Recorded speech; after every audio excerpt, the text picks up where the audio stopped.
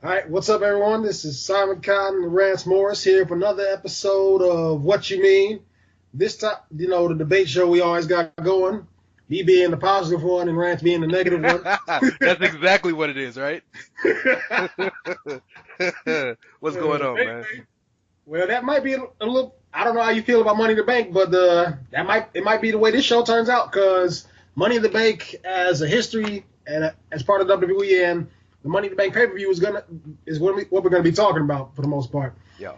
Now, as you already know, I'm currently writing some articles about Money in the Bank, and so naturally I had to go rewatch a lot of the matches, and I think this might just be one of my favorite stipulations or matches as a whole from WWE because there's rarely just been that many that have been bad in my opinion, and the concept has always been great to me. It's the perfect excuse to get somebody from the mid card to the main event.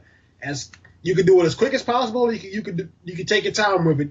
Well, let me ask you this: have you ever seen a bad ladder match? I don't think we've ever seen a bad ladder match. At worst, average. At worst. So I think that's why we tend to love the step so much because by nature, ladder matches are just something about them just makes them interesting. I pretty much agree. I'm trying to think of ladder matches I've seen. I think one was in TNA, so that doesn't count. That don't count.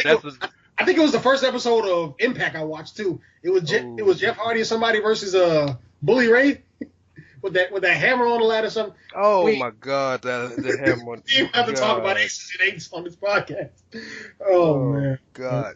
Aside from that calamity, no, I don't think I've seen a bad ladder match. We leave Impact to Caleb. That's all you.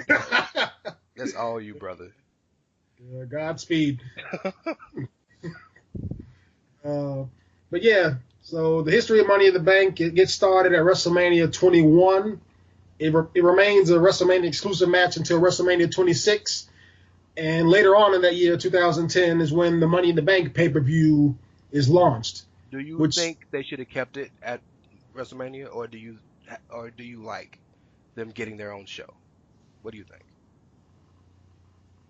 This is honestly a coin flip for me because on one hand, I like the exclusivity of the Money in the Bank match because it's something because WrestleMania is a show that you think WrestleMania, you think like attractions. Like, right. Oh, the Undertaker's gonna show up. Oh, we got celebrities will be there. Celebrities gonna be there. We got the Money in the Bank ladder match. This awesome spectacle. Yeah, Royal Rumble winner's gonna get. I got you. Right. It all ties in a little bit with shows like that. But on the flip side, aside from maybe 2 or 3 shows, I wouldn't even say 2 or 3. I'd say maybe 1 or 2 shows. There hasn't been a Money in the Bank pay-per-view that I've walked away from just completely dissatisfied. Okay. Like it's been one of the more consistent shows, and why many people were considering it like another part of an add-on to the Big Four. Well, in fact, I remember writing an article that they were going to make that one of the Big Four pay-per-views because before 2018, they said that they put out some press about the match. I forget exactly what it said, but they were basically making it one of the Big Four because I remember it was going to be a dual bearing pay-per-view. Yes. And that was the caveat for okay, this is a Big Four, Big Five now. Well, I got you one better. I got you one better. It went at Big Five, yeah. I got you one better. The past couple of years, they've added they've added a takeover ahead of it. They've made a weekend of it. Right. So, yeah, they've definitely made it they may have not have said so much, but it's definitely the fifth of the Big Five now, yeah. All right, so what about you? Do you think it should have stayed? Well, actually, I haven't answered the question, so let me get through that. Well, you did say both, but yeah. Go ahead. It's still kind of hard to decide, but if I was going to lead towards one, I might just say that I wanted to stay exclusive to WrestleMania. Okay. Now, that could change depending on how this women's ladder match goes this Saturday. Which I know you're probably skeptical of, sure.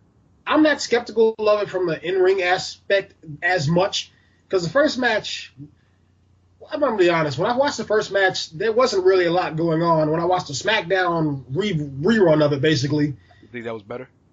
It was a little bit better, but it was still like like they pride themselves on like how they're just as good as the men. They can put on some great matches. But I was waiting for some of that physicality to kick in, and I Yeah, just wasn't getting it. but they got so many years to catch up. They So whereas Shelton was running up ladders and stuff, they got to build up to that. I mean, Charlotte definitely impressed me in the first one. She did like some type of corkscrew moonsault or something crazy. Charlotte Like got death wish when she do that stuff. Yeah. Right. But it was, but like I said, it was the physicality I was missing, and of course the finish. Good Lord, a man won the first women's Money in the Bank ladder match. As long as both of us have breath in our bodies, we'll disagree with that to the end of time. To the end of time. And don't get me wrong, I truly, from the bottom of my soul, understand the other side. I get it. I do. I understand how that could be construed as disrespectful and as farcical and all that. I get it. I really do. I just disagree with that thought process because the point of at the end of the day, story is number one in wrestling. Always. Should always be number one, more than anything else. That's what it's always been. That's what it's always going to be. And the one difference between the men and the women that the women hadn't had until now was that the story always mattered more than anything else because the entirety of the women's evolution, the Divas Revolution, which turned to women's revolution, which turned to the women's evolution, whatever nice little catchphrase you want to put behind it, everything was about first. Well, we had our first main event on Raw, and our first main event on a pay-per-view, and then our first Hell in a Cell, and then our first Iron Woman match, and our first this, and our first that, and our first that. That's cool. At the end of the day, there's not gonna be no more first. Winning, you just gotta focus on the story. And Ellsworth winning was a story. Now they didn't double down because maybe they really did get shook by the backlash. I don't know why they didn't double down on it, but nonetheless, I was with it because for once it showed me, well, man, they don't care about anything because they care about the story. I'm with that. See, my thing was the payoff had to be Ellsworth getting whooped on by somebody. And after the second match, like, okay, Becky Lynch is the one he seems to keep getting in the way of. Yeah. So it needs to be her. And they eventually had the match before he left. But my thing is, it was too disjointed. It was like it's like the way I felt about the Seth Rollins and Triple H storyline. Okay. You can't shoot the angle in March and then expect me to be satisfied with the payoff in July when you haven't built the necessary bridges and done the necessary work to get it to that point. That's fair. That's very fair. I can respect that. That's very fair. And Seth Rollins situation is not his fault he got hurt. Well, actually, no. No, before that, because you're right, because he didn't. Because Triple H there was literally no reason for him to not show up. And the thing that infuriated, quick side note before we get back on it, the thing that infuriated me about this was it took Seth Rollins a year to realize that Triple H shows up at takeover shows. Like you just passed one for Survivor Series. Okay. You were in NXT, man. Okay. The person who beat you for the title is in NXT. Okay. Two people beat you from NXT who had the title. It took you another takeover special to realize, wait, I can go get him. Yeah. That's a good point. That's a good. I mean, you ain't said nothing wrong, bro. I stand here and agree with you in 100% agreement. Yeah. Let's get back to the Money in the Bank pay-per-view. So let's just go off of what you say your favorite Money in the Bank ladder match is. Ooh. I'm gonna take the reign off this one. Okay, so man, you're much better at this than I am, and I think I've told you this numerous times, but definitely on the show here, you're much better at remembering dates and moments in the time they happened than I am. Fun fact. Yeah. Actually, before we even got started, just to see if I could, I wrote down the list of every Money in the Bank winner since WrestleMania 21, and for some reason I got them all right. Jesus Christ, that's a damn shame. Like, I could probably get you a good amount of them, but it's gonna be real disjointed. Like, but in terms of so definitely the match that Rollins won. What was that? So I'm looking at my list of them. So if I 2014. Yes. If I spit out facts, you guys listening, it's not because I remember this. It's because I'm looking at the actual stuff online right now. That was probably one of the better ones, but the favorite one to me, and when I say favorite, because they all kind of run together, I mean the one that I remember the most. And maybe that's a bad way to think about it, but I remember this match more than any other one I've seen. Is the one at WrestleMania 24 that Punk won. I remember everything about that match, damn near everything, and I love from Morrison trying to kill people with doing a moonsault off the top of the rope with the ladder, to Sheldon and Carlito, not Sheldon, but Carlito and Mr.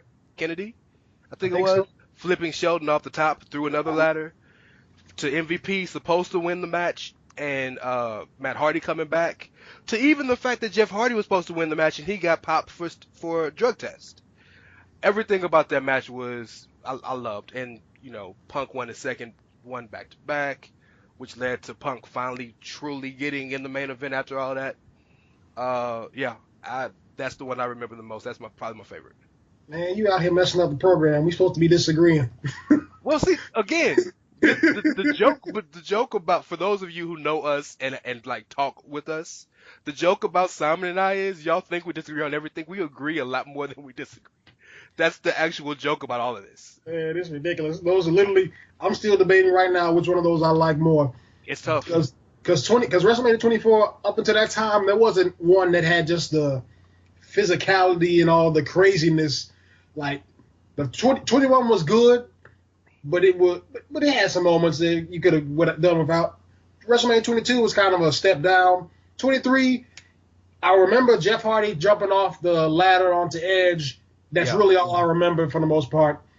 But WrestleMania 24, that's the first Money in the Bank ladder match. It was like, damn, you can picture point everything, even MVP getting run in on by Matt Hardy, everything that happened about that match.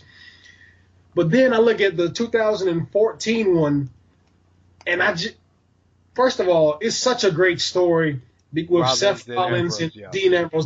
That's what really drives that Money in the Bank ladder match, because Dean Ambrose doesn't waste any time. He literally gets in the ring. The first thing he does is throw Seth Rollins out of the ring, start beating on him, throws him out.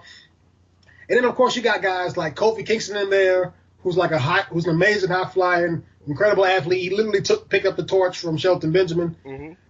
You had Rob Van Dam, who was back during his last run with the company, and he was always fantastic. He's always fantastic to watch. Jack Swagger, who I've never been that big a fan of, even he was doing. he was there. he was legitimately like doing some stuff that was He was legitimately like Swagger. Yeah. Like I think he did his splash with a ladder or something. Like, it was pretty interesting stuff. Everybody he was the power guy. Yeah, everybody had something to contribute to the match. Dolph Ziggler, I've always appreciated that he's the only person who manages to run up the ladder fast. Everybody else takes their slow, meandering time, but God, that annoys the hell out of me, because it's like, why do you have the energy to run up fast now all of a sudden? Yeah, but I mean, burst. I get it. Burst of momentum. Yeah, it's no different than hulking up in the middle of something. I get it. So I got a better question. Let's agree on this. What would you say is the most underrated? I don't know if that was on your list of questions you were going to ask, but what would you say? And I'll give you time to think about it, because I'll tell you mine. Yeah. And you'll probably completely disagree with this, but I loved everything about this match, and it wasn't great, but it was enjoyable. Was the one in 2013 with all the heels? You agree with me? What the? Do you agree? Man, you ruining the show, bro. I loved everything about that. Because, number one, because they really tested out to see if Cody and Ambrose could play face in that match. They really tested that, because the crowd was 100% behind them. Guys like Fandango, we know Cesaro could go. We always known that. But like Fandango and Sandow really got a chance to shine and show that they're more than just novelty acts and a comedy act in Fandango's case. But yeah, everybody. And then I like the duality of everybody being in there with their tag partner, but still going after the one thing. It was every man for themselves. So it was really fun to see all heels and how they were gonna flip it and make it interesting. And yeah, I loved it. I really just want to say that entire year, both matches really were standouts to me in a way. Yeah. Because you had Rob Van Dam coming back for the first time in years. Yeah. Like, And I really like with the Rob Van Dam thing. I like how they built that match around his comeback. like everybody, the moment he gets in the ring, everybody literally just starts slowly turning towards him. Yeah, Like I also like that. So I guess I'd have to say that the 2013 both ladder matches for me were some of the most underrated because sure, for the all heel match, that was Cody Rhodes coming out party. absolutely. Like, we'll get to we'll come back to him when we talk about some, I guess, missed opportunities in my Okay, opinion. okay. And then with the WWE, the all pretty much I think everybody in that match had been a previous world champion, if my memory serves me The correctly. next one, the one with Yeah, Van Dam. Rob Van Yes, Dam, Randy Orton, yes. Daniel Bryan. Yeah, everybody in that match was a previous world Christian, champion. Punk, and Sheamus. Yeah. They took the notion of what they did in 2012 and they applied it on a much more interesting scale, in my opinion. And you know what? I don't hate the 2012 match. It just wasn't enough people. Yeah, for the most part, like, because the ladder match they had earlier in the night was pretty good. Had a lot more botches than most ladder matches did. Well, when But you have Sin Cara and Tensai and actually, when I Santino look, and that's one of the things I was interested in because Sin Cara's big move was always a Spanish fly from the top rope. But when you look at it in Dolph Ziggler, it looked like he's thinking it's a suplex, and that's why they have that disastrous fall. So like yeah. that's just miscommunication between those two. I wouldn't say that. Question for you: Was that Sin Cara? Was that Hunico Sin That was Cara? that That was was the old Sin Mystical Cara. Mystical Okay. Sin Cara. Well, Yes. then yeah, it makes sense because Mystico botched everything. And In then WWE, he did, and that's not a diss. talk about wrestlers who should have, man, Sin Cara shit. It was, I really like that dude, especially the match Sin Cara and Hunico had as Sin Cara and Sin Cara Negro. Azul versus Nick. Yeah. You know what the That was problem with Sin Cara was? Going back and looking at it, the that stupid problem is lights. that, well, no, I don't think that's a problem. The problem is that they didn't give him a chance to work developmental for about a month or two to get used to speak because he didn't speak no English. So he wasn't used to the people he was working with. That's why if you look back and look at his first few matches, he was working only against people who spoke Spanish, right? So I think, and you know, and I don't want to I like this agreement thing. I don't want to make us disagree, but that's part of the reason why I love Shinsuke being in NXT for as long as he was, because and Oscar was in there way too long, but kind of similarly, it gave them a chance not only to get used to America, but find a house, get comfortable with the society here, and get comfortable speaking enough English to communicate in the ring. Because a lot of the stuff a lot of the botches Mystico had was simply just communication stuff. Yeah, Well, like that's the match is stuff. it? I cannot stick up for that man botching his entrance every week, every night. I can't. Ain't nothing I can do about that. Yeah, I think I've read somewhere that like for the most part, like I'd say in Mexico and Japan, they don't really talk to each other when they wrestle. Like a lot, they do sometimes, but a lot of it I think is more pro bono, like on the Whistling and fly. eye stuff, yeah. Yeah, they're like kind of like the Ric Flair method. He'll do a twitch or nod that lets you know what's coming next. Yeah, but the guys now don't learn that.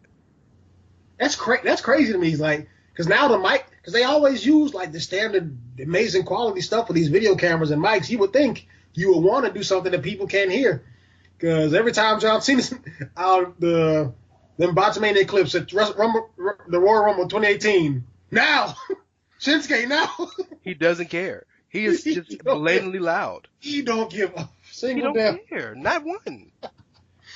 Oh my god. But yeah, as far as underrated, I would lean towards both 2013 matches Hmm. and I think I could even say, though I didn't like Sheamus winning, I could say the 2015 match was pretty underrated. 15. Okay. That one was really like, because I liked what they were doing. They were allowing Roman Reigns to rebuild himself from a mid-card standpoint because he didn't really have that time when he got hurt.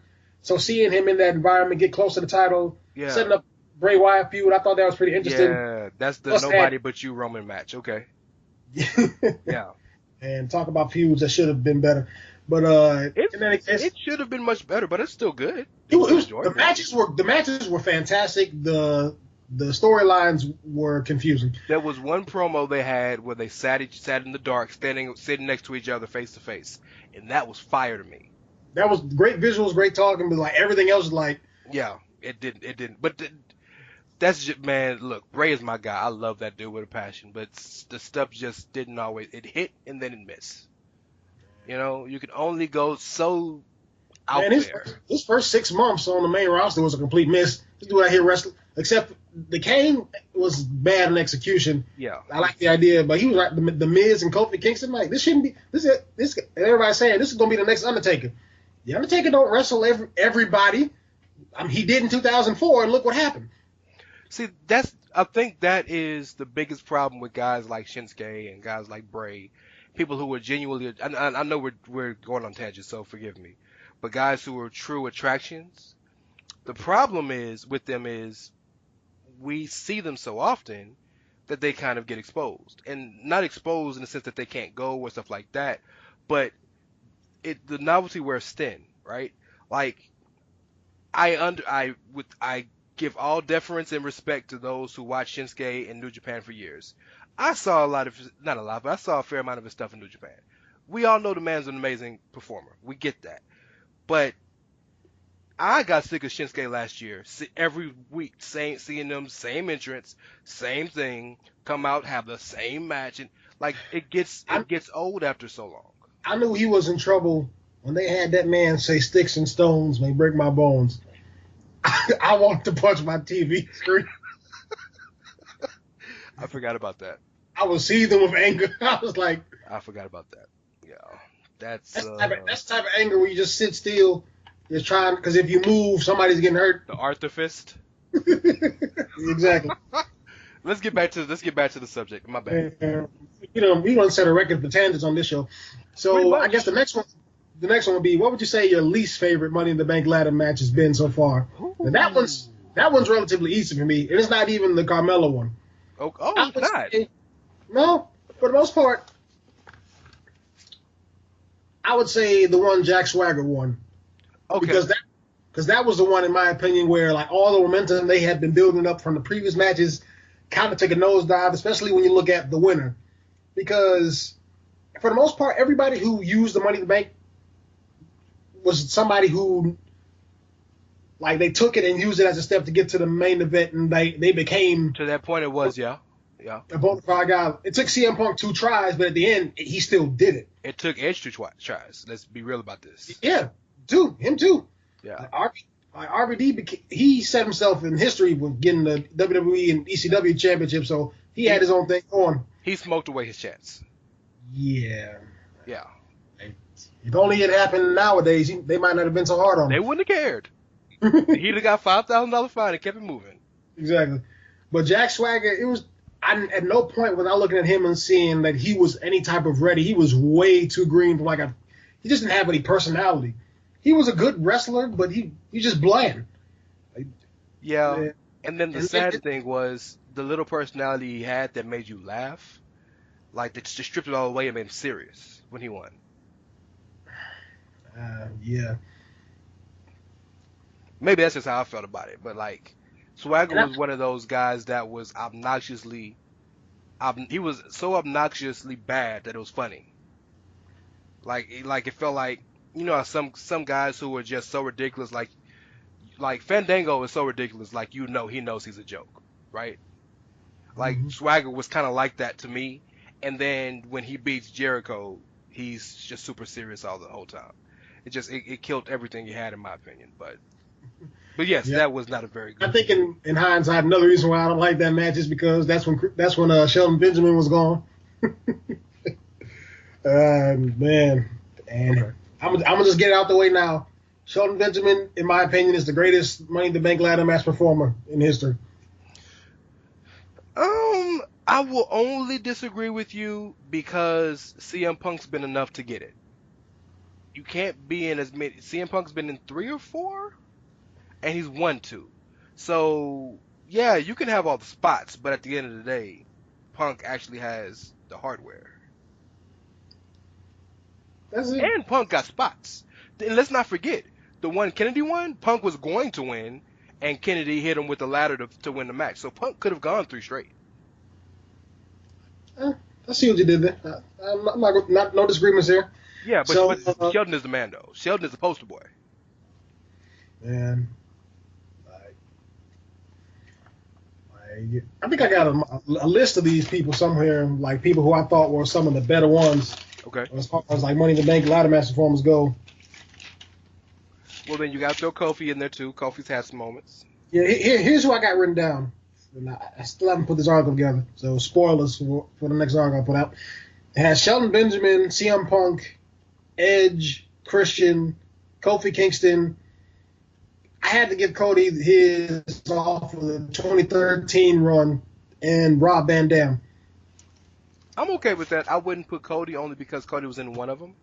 He was in two. Was he in the second one? 2010, I think. That's another one that people don't really talk about. I think it was the Kane win. Yeah. Okay. You're right. Okay. So we're actually gonna disagree for once.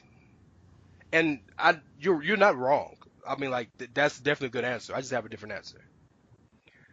The one that's probably I wouldn't call it the worst, but is probably the least most enjoyable for me is the one Van Dam won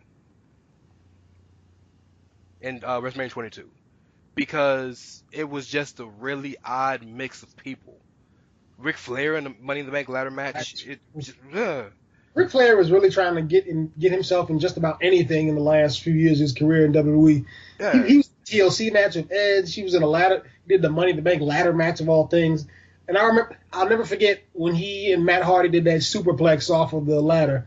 It wasn't even the big one that Dean Ambrose and Seth Rollins did. Now that probably would have killed him. Yeah. But the one that Matt Hardy and Ric Flair did at WrestleMania 22, he took that bump and he sold it like that. Oh, even God. 18, Oh, God. I was like, damn, they just broke this man's back. Yeah, man. Yeah. Yeah. Of course, I got work because he comes right back out like ain't nothing happened to him. And go ahead. I have to admit on here, at the time, I was not a believer in Finlay at that position. I definitely was wrong, but at that time, I was like, why is Finlay in this match? Finlay's just a job, not a jobber, but he's like a low card guy. He could wrestle. Okay, big whoop. I was wrong. I was dead wrong. But the mix didn't match to me. It always felt like everybody knew Rob Van Dam was gonna win. I can't even remember a spot from the match other than that superplex you just mentioned. I think Shelton did another big dive. He ran up another ladder and did that's when he ran? Toby. Yeah. Okay. Yeah. Well, no, that's not the Chris Jericho one when he ran up and did a big clothesline. Oh. Like he had like this evil grin, hit the ropes and ran up the ladder and stopped for a second, did a dive. It's just stupid. You shouldn't be that athletic. But yeah, I would say that one just because, man, it didn't make sense to me. I don't remember anything from it, and I remember almost a good portion of every other one. And it may have, quite frankly, the best winner ever. But yeah, I just didn't like it very much. That sounds about right. So now we of course got to get to the best Money in the Bank cash in. I think this is going to be relatively easy unless you really don't like the person I'm talking about. To me, when you look at the situation that led to Seth Rollins winning, he had one of the best ladder matches of all time. I think Dave Meltzer gave it like a 4.5, which is like insanely high for a ladder match. Yeah. And then you look at, I think that might be the highest rated ladder match in WWE since, was it Shawn and Razor Ramon? Well, at the time, yeah, the ladder match at TakeOver New Orleans got a 5. Oh, right. Definitely, yeah. But at the time, that was like the highest rating he had ever given one. And rightfully so, because as we both agree, it was fantastic. Fantastic. So you see him become much more of a maniacal heel. Like in SummerSlam, he's driving Dean Ambrose's head, not SummerSlam, on Raw. Yeah. He's driving Dean Ambrose's head through cinder blocks and all the other stuff. Like he's being the furious heel. I like to think that he took the torch up from Edge after it kind of sort of. Yeah. As being like opportunist type, as being evil, maniacal, except he was way more athletic. He had a great Royal Rumble match. He had an amazing WrestleMania 31, and of course he has he breaks 3 records in one night when he cashes in at WrestleMania 31. Because generally with Money in the Bank up until that point, people cashed in after a match or before another match began. Yeah. Rollins was the first man to cash in during a match that was going on. He was the first person to win the championship via Money in the Bank cash-in without pinning the champion. And of course, the biggest reason, he was the first man in history to cash in the Money in the Bank contract at WrestleMania. Yeah. That's you can't ignore all those contributions, all that stuff. And that's why, in my opinion, Seth freaking Rollins is has the greatest Money in the Bank cash-in. So, and I think the only person you can even get a second place to, I'd probably say Dolph Ziggler, just off of the strength of the reaction in the arena that night. Well, that's what I was going to ask you. We agree that I think there's nobody that could ever top Rollins. I just don't think. He did too much. It's too much. So the better question is, who's the second best? It's the better question. You think it's Ziggler? Yeah, I'm going to read through these and see what I remember for the most part. Okay. Edge cast in at New Year's Revolution, if I remember certainly correctly. Yeah. Rob Van Dam, that might be an underrated one because he did it at ECW. The crowd was just anti-Cena and like crazy for that one night stand show. That's going to be my answer, actually, is the Rob Van Dam cash in. All right, well, CM Punk, he cashed in. I'm skipping Mr. Kennedy because Edge takes that from him. Yeah. And Edge cashed in on SmackDown. Right. After the Steel Cage match with Batista and The Undertaker, I think. And Mark Henry beat them both down, yeah. CM Punk cashes in. He brings the World Heavyweight Championship to Raw. Raw has a championship. CM Punk then cashes in again against Jeff Hardy to win the World Heavyweight Championship. The beginning of his heel turn. I don't remember anything about the Jack Swagger one. He cashed in on Jericho after Edge and Jericho had their match at 25. It's not 25, 26. I think that that would have been at WrestleMania then. So no, he cashed in after the SmackDown after WrestleMania. Oh, okay. So remember Edge speared him through the Jericho won. Edge speared him through he ran over all 3 tables and speared him through the barricade. Jericho came out the next night, wrapped up in the tape, and Edge speared him again and walked out, and that's when Swagger came out. Kane cashes in on the show. Him and Dean Ambrose, they get points for efficiency. Like, you know what? I don't feel like carrying this thing. Let me just go ahead and get this title. That boy said efficiency. That's funny. The Miz cashes in on Randy Orton after his match with Barrett. Yeah. Daniel Bryan cashes in on Big Show, one of the smart ones. He waits for the dude to be completely unconscious. So that's a smart ADR. He cashes in after Kevin Nash and CM. That was a mess. And a text message and a phone call. And the higher power and all that other stuff. Right. And the briefcase being lifted up, whatever it was, or the title and every other, in GTV and everything else involved, yeah. Dolph Ziggler the night after WrestleMania 29. John Cena. Yeah, that happened. He failed. Raw 1000, yeah. It was a good match, but we'll get to that in a second. Yeah. Damien Sandow. He failed. That happened. Another failure. Yeah. Ironically, the man fails against the person that he who failed last year. Like John Cena passed on a curse. Randy Orton cashed in at SummerSlam. Seth Rollins, WrestleMania. Sheamus, Survivor. Oh, that. 515. Sheamus 515. Dean Ambrose on Money in the Bank. Baron Corbin on SmackDown. That might be the most embarrassing loss for a Money in the Bank winner I've ever seen. Whoa. And then Carmella, the night after the SmackDown after WrestleMania or the week afterwards? It was SmackDown after WrestleMania. Okay. Yeah. So out of all those, as far as like second place go, I'd still probably lean towards Dolph Ziggler because it just felt right when it happened. It was like, why are they randomly doing this handicap match? Like, I don't really get it. And then, boom, this man comes out. The arena's going crazy.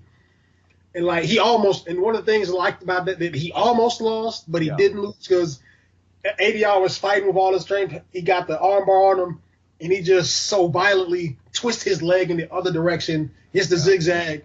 Like, you could tell that was the happiest moment of that dude's life. Like, so you can't really hate on that one, I feel. Well, there is one negative thing about it. Should have happened at WrestleMania.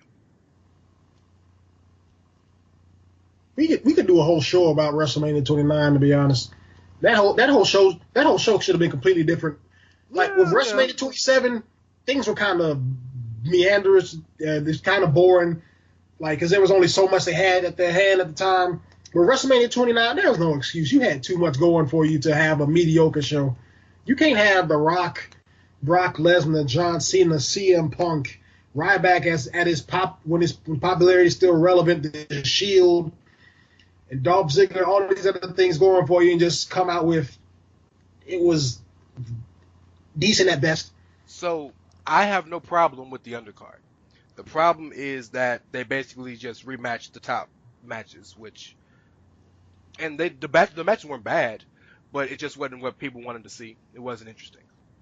Every match was technically a rematch, except CM Punk and Undertaker was different because it was at WrestleMania, but they had matches before for the most part. Yeah, but what I mean by rematches is in the current feud.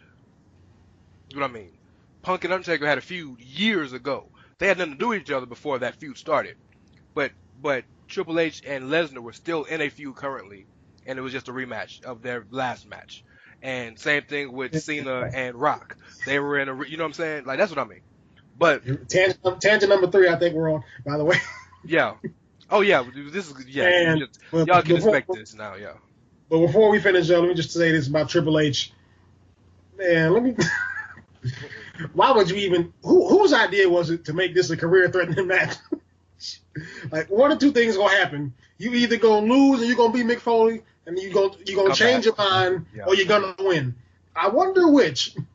So people keep saying career-threatening. I don't remember that, and maybe I just blocked it from my mind. It was that stupid segment where Paul Heyman was like, "You're gonna have your arms shackled.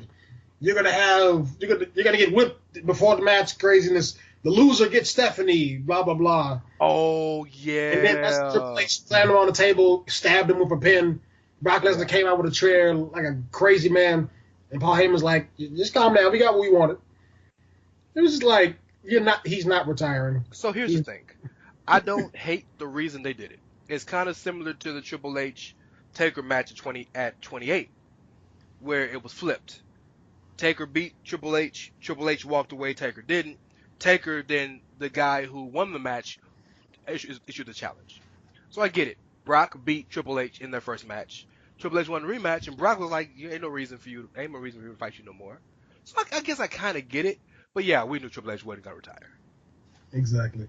Yeah, but if you look at the card, the way it was built real similarly from the Money in the Bank thing to 31, in that Alberto versus Swagger was the feud wasn't great. It was interesting to an extent, but it wasn't great. And Swagger had gotten into trouble, which had his push just dropped when he had when he got pulled over. And Ziggler and Big E had their match with Hell No, and it was a really entertaining match, but Ziggler lost, which made sense, kind of similarly in the Seth Rollins vein for him to Raider. Yeah, and then remember in the match, Swagger had tore up his knee too. That's the reason why he was so weak on Raw the next night, because his knee got tore up in the match with Swagger. So I'm just saying, like, I think that should have happened at WrestleMania. And for what Ziggler had endured to that point, he had earned that moment, I think. No, I'm not killing it for that. I'm just saying I think it should have happened at Mania, but it was still a great moment. Getting back on track for the third time, I believe we were talking about like the second best Money in the Bank cash in. Did you already say you gave it to Dolph Ziggler? No, I gave mine to Rob Van Dam. I really enjoyed the fact that a face acted like a face and challenged the guy. He not only challenged him, but challenged him on his home turf. There was time to build to the match, so it became that much more of a bigger match because it was built. Then the Hammerstein Ballroom was on point that night. Man, If Cena wins with Riot, and then when Cena takes off his shirt and they keep They keep throwing it back. That one black dude threw it back and just flipped him off. Man, look, that crowd was so anti-John Cena that Edge had just simulated having sex with Beulah McGillicuddy like an hour before that match. And he comes in and spears Cena through a table, and the crowd chants, "Thank you, Edge." Like, Man, that was the close. And I like the way John Cena adapted to his environment. That's the closest I think we ever got to a heel turn from John Cena. John kind of runs the little heel a little bit in big matches like that. He did it when he fought Bryan. He did it against Edge in Toronto. They kind of flipped in the match. He did it against CM Punk a little bit too. Yes. Yes. To that, when we get to talking about some of the non-Money in the Bank matches. So next we're gonna move into. I think we already talked about like our least favorite Money in the Bank matches. So let's talk about who's benefited the most. Now, for this one, I like to think this is a more interesting time because you look at a lot of these people, and there are people who became champions who clearly were on that path already. Mm-hmm. And then there's some people who became champions like you probably weren't ever you never got a chance after this cash in and all these other opportunities. So who would you say benefited the most from the Money in the Bank? So I like the way you kind of described it just now because by your description, it's either one or two people, I think. It's either Miz or Edge. But I'm going to give it to Edge because Miz never won a world title after that, but Miz has still shown that he's an important part of the company on the card. But for Edge winning that Money in the Bank ladder match and cashing in how he did led to the company starting to believe in him and making him a pillar of the company, like a genuine pillar. Because before that, Edge was just a good hand who could hold up the upper mid card. And I realized that he lost the title the next month, but that led to him having a tremendous year and then finally becoming like Mr. SmackDown eventually. So yeah, I think it's Edge. Okay, now it's funny when you mentioned Edge and the Miz in that particular scenario. So I want to lean towards the Miz, but there's one person I think we have to address for this, and I'm gonna say, and I know you probably gonna wildly disagree with me on this, but I'm gonna say Dean Ambrose. Because I get why you're saying it. Because naturally anybody would think from his reactions in 2014 and everything else that this man was clearly on the way to a world championship win, but I gotta be honest, by 2016 I had pretty much given up on the fact of him becoming a world champion because they just seem to be doing everything to avoid that. He doesn't win the Money in the Bank. I understand that. You want to give it to Seth Rollins. That's perfectly fine. But then when he finally starts, it's just the little stuff they did that made me think they really not trying to give this man the big stage. Because he just starts a terrible losing streak. He took an L to Bray Wyatt. I think he lost via disqualification to Wade Barrett or something weird. He lost the ladder match. He lost an He won an elimination. He beat Luke Harper on a pay-per-view. Yeah. Wow. and in the match, they left the arena for like 30 minutes. He came back. Wow. So you had a break and you beat Luke Harper on pay-per-view. Luke Harper was IC champ at the time. I mean, he was, but it's yes, I get your point. It's still a minion of the guy who you took an L to, like, no more, like, a few months ago. Yes. So it was like, how can you, like, you beating him doesn't say as much as you beating, like, Bray Wyatt. Sure. And then he just continually takes losses. He's relegated to just teaming with Roman Reigns. And I say relegated because they didn't really have any ideas for him. And they were trying to bring more people into the Wyatt family, which I'll never understand because a few months later they were going to break it up. But I digress from my point. Dean Ambrose wins the Intercontinental Championship. He has these flash-in-the-pan moments of getting closer and closer to the world title, but they just keep ripping him away from it. and it was and people still were clearly more behind him than they were Roman Reigns. That was just abundantly clear, at least from a fan perspective. And it's like the constant just beating him down. I think this is what really sealed the deal for me. Dean Ambrose versus Brock Lesnar at WrestleMania 32. That match, for the hype and the build that it had, that match was embarrassingly short. Yeah, but that's the only one person to blame for that is Brock. Brock Absolutely. We learned that later, but at the time, I'm like, damn. I'm thinking that's like a company decision where he was like, wow, they just did Dean Ambrose real dirty with that one. So at the time, like, they really not going to give him the championship. So when they gave him the Money in the Bank briefcase and gave him the cash in at the 2016 pay-per-view, I haven't seen any moments recently where he got close to winning the title back, because right after he lost the title to AJ Styles, he fights for it a few more times throughout the remainder of the year, and the rest has just been mid-card stuff. Now, when he gets back, a lot of people are assuming he's going to head right back to Seth Rollins and get revenge on him for like causing his injury and all that stuff. But even then, that's still going to be the Intercontinental Championship unless they drastically make a change that I'm not seeing, where Seth Rollins beats Brock Lesnar and Seth Rollins versus Dean Ambrose is the top feud for the Universal title later on in the year.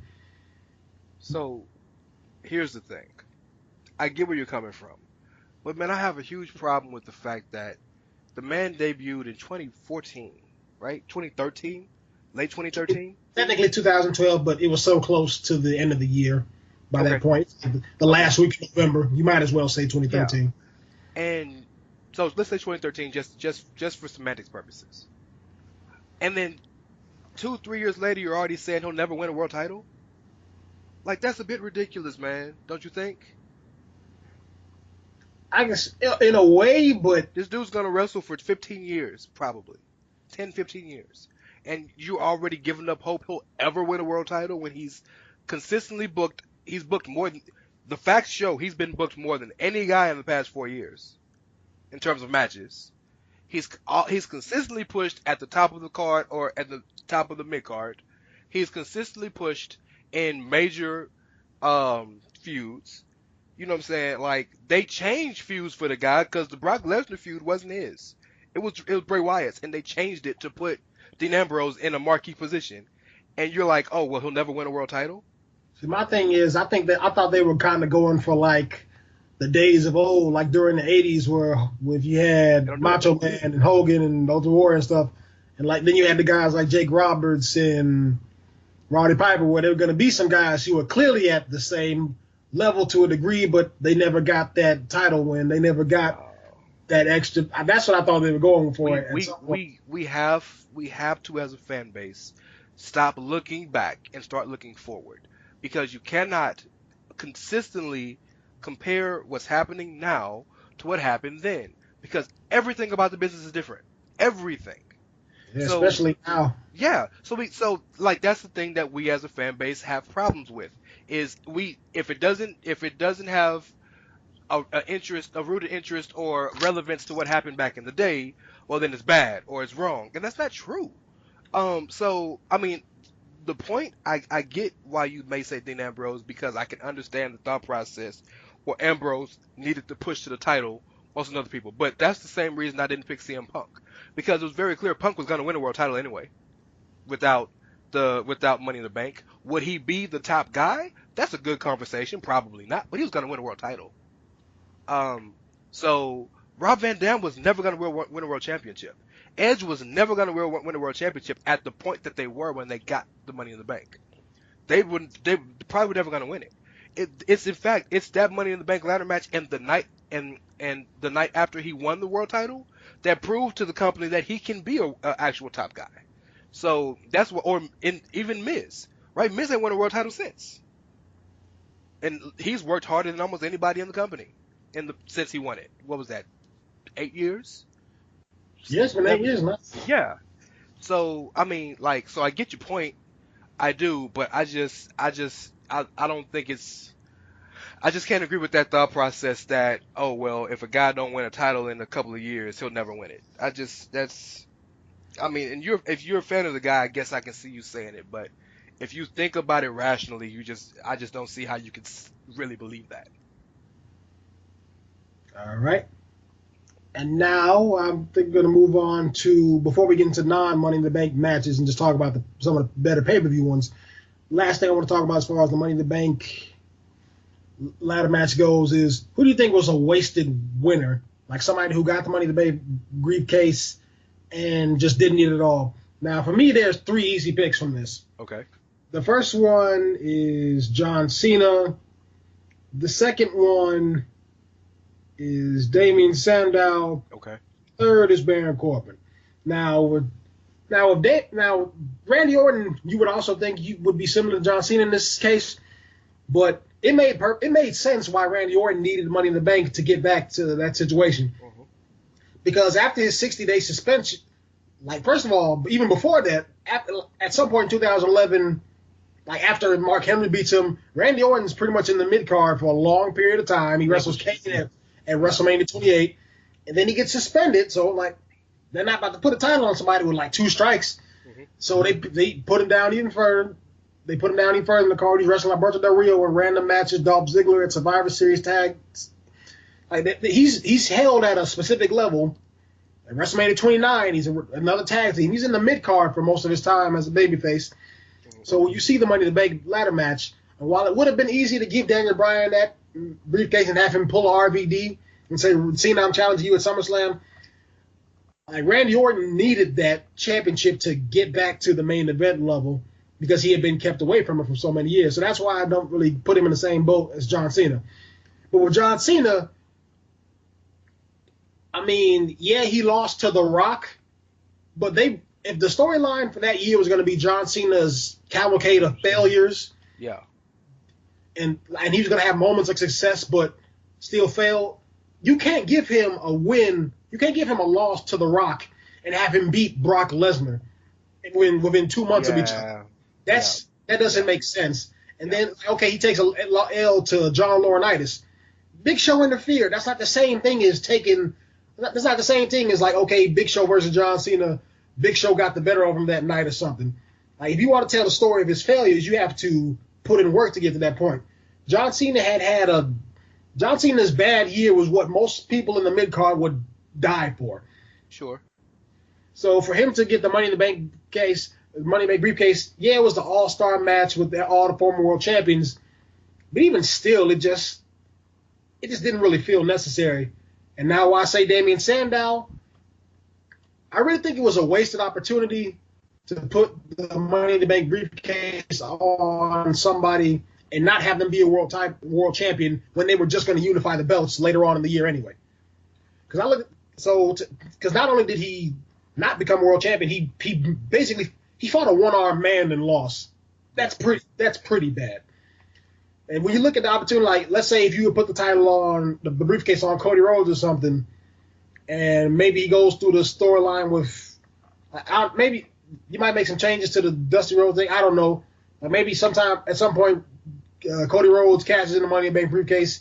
He becomes world champion. Now it's him versus Randy Orton or something, like, for the unification title. Like, if it was just a short window of time, you might as well have just given it to somebody else and see what happens. Like, I feel like that's just kind of a wasted opportunity. That's more of a nitpick. I'll even admit that. And then there's Baron Corbin, because what was the point of that? Like, just to have him fail? So I get what you're saying, but you're looking at it with the benefit of hindsight. And I mean, you're not wrong.